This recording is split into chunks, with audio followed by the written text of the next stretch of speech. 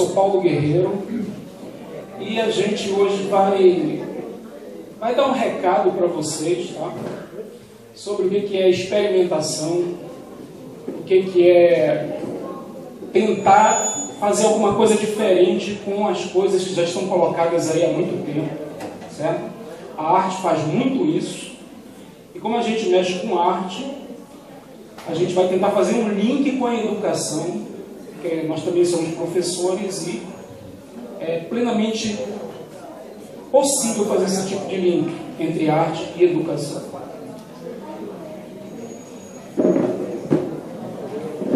Então, descontexto dos pardais.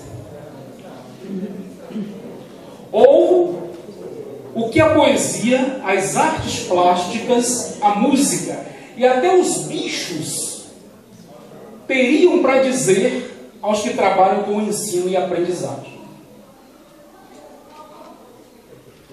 A gente começa com uma citação do filósofo Hegel, que produziu o melhor da sua filosofia na primeira metade do século XIX. Esse filósofo alemão ele dizia: a necessidade é a mãe da história. Então, quem não percebe a necessidade corre o risco de não perder o bonde, mas de perder o trem-bala da história. Mas como é que um poeta fala de necessidade? Carlos Drummond de Andrade, nesse poema da necessidade, ele fala de necessidade assim: é preciso casar João, é preciso suportar Antônio, é preciso odiar Melquíades, é preciso substituir nós todos, é preciso salvar o país, é preciso crer em Deus, é preciso pagar as dívidas, é preciso comprar um rádio, é preciso esquecer fulana, é preciso estudar Volapük, é preciso estar sempre bêbado, é preciso ler Baudelaire, é preciso colher as flores de que rezam velhos autores, é preciso viver com os homens, é preciso não assassiná-los, é preciso ter mãos pálidas e anunciar o fim do mundo. E aí eu ouço e acrescento uma estrofe a esse poema de Drummond como professor. É preciso fazer experimento, tirar da zona de conforto o pensamento. É preciso descontextualizar.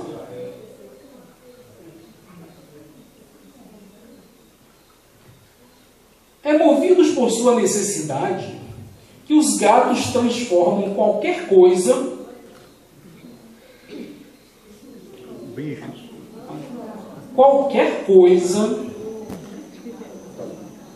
mas qualquer coisa mesmo,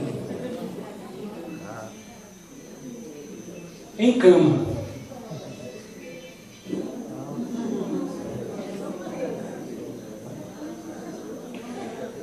É também a necessidade que faz os pardais mudarem a função da rede elétrica espalhada pela cidade.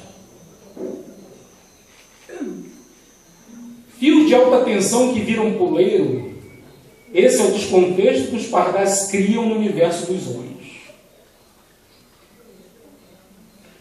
Alguém que não deixava nada a dever, nem aos pardais, nem aos gatos, foi um artista plástico que criou a obra de arte mais revolucionária do século XX.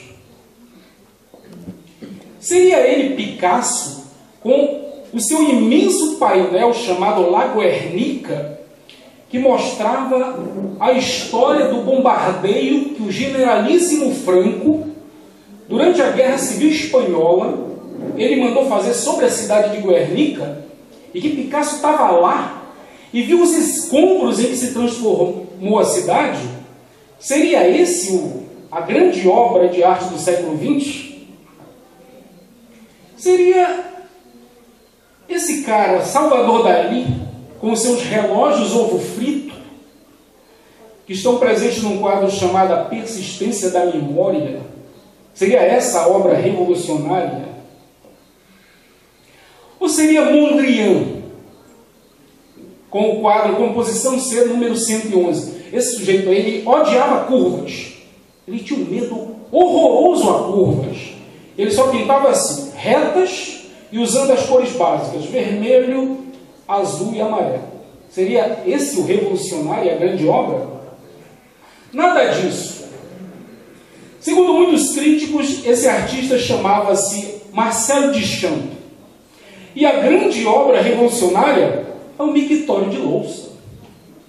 Esse cara foi numa loja de material de construção, comprou esse mictório, assinou aqui, ó, R. Mudd, 1917, datou, e colocou em uma exposição. Escreveu. Claro que foi recusado, né? Os caras não aceitaram isso, né? Mas com essa atitude, que parece assim uma coisa meio, né, meio sem sentido, e que qualquer um pode fazer, e aí que está a grande ilusão, quando a gente vê essas obras, achando que qualquer um pode fazer. Vamos ver o que um crítico diz sobre isso. Era uma nova forma de escultura, uma em que o artista podia selecionar qualquer objeto produzido em massa, sem nenhum mérito estético óbvio. Qualquer objeto desse, por exemplo, essa mesa, ela não tem mérito estético, ela tem utilidade, né? E libertando-o de sua finalidade funcional, em outras palavras, tornando-o inútil, dando-lhe um nome e mudando o contexto e o ângulo do qual seria visto normalmente, transformá-lo numa obra de arte de fato. Isso quem diz é o Will Gompertz, num livro chamado Isso é Arte, tá? Página 21. Então, olha, ele pegava qualquer objeto, podia ser uma cadeira dessa, podia ser uma louça, podia ser um mictório, como ele fez. Assinava e datava, e dizia, isso aqui é uma obra de arte. Mas o que o cara estava querendo com isso? Qual era a intenção do artista? E por que é tão revolucionário fazer isso? Aí está. Com esse ato, o artista ele faz três coisas. Primeiro, anula a separação entre objetos industriais que fazem parte do nosso dia a dia e as obras de arte. Esse é um caminho que a arte veio trilhando durante todo o século XX. Tirar a arte do museu e trazer a arte para o cotidiano. Ou então levar o cotidiano para o museu. Fazer os dois caminhos.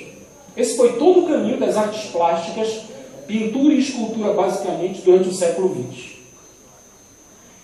Outro, com esse ato de pegar lá o mictório e fazer aquilo, ele informa a todos que não são os críticos, não são os estudiosos, os curadores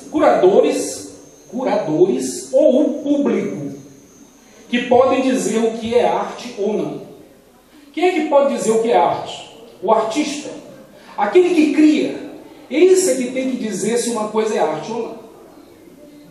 E o terceiro, ele questionava assim uma noção tradicional de arte. Qual é a noção tradicional de arte? É que a arte tem que ser bonita, né? Os artistas estão mostrando que a arte pode ser feia, sem precisar deixar de ser arte, né? Então essa coisa da arte tem que ser bela, o Marcel Duchamp joga por terra quando ele faz isso com esse mictório de louça. Então, desse contexto, explicando a palavra e a razão de a gente estar aqui hoje, quer dizer o seguinte: mudar a função ou a utilidade das coisas. Tirar as coisas dos seus contextos tradicionais e colocá-las em contextos estranhos. Mudar abruptamente, não é abruptamente não, tá? É abruptamente, embora ninguém fale assim, né? Tá certo? Mudar abruptamente, até meio estranho, o sentido das coisas.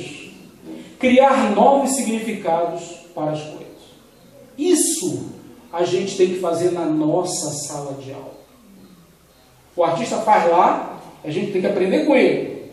Isso dá para fazer na sala de aula.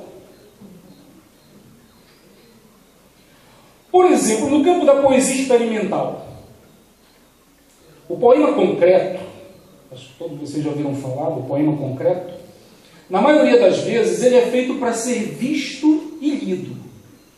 Ele não é feito para ser recitado. O sujeito que recitar um poema concreto, interne, porque o poema concreto não foi feito para isso. Será? Bora ver um poema concreto aí. Esse poema é chamado Velocidade, do concretista Ronaldo Azeredo. Percebam que ele só tem uma palavra, a palavra velocidade. E que o poeta faz um arranjo gráfico tal, e quando você olha, antes até de você ler, você já tem uma noção de velocidade. Parece que alguma coisa está se deslocando. Então, com esse arranjo gráfico, ele cria uma obra para ser vista e lida. Mas será que não se pode mesmo cantar um poema concreto? Aí eu faço essa pergunta, mas por que não cantar um poema concreto? Por que não transformar numa letra de música o poema concreto?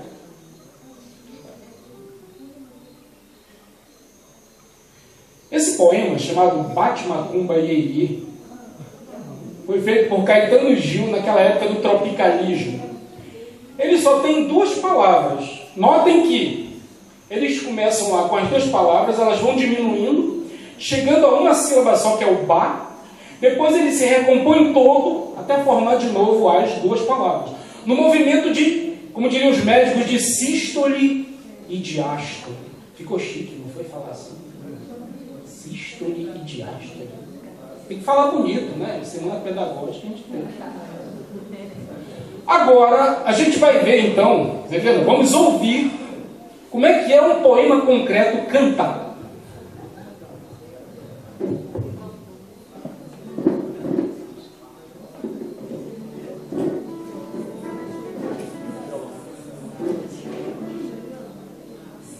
Ei.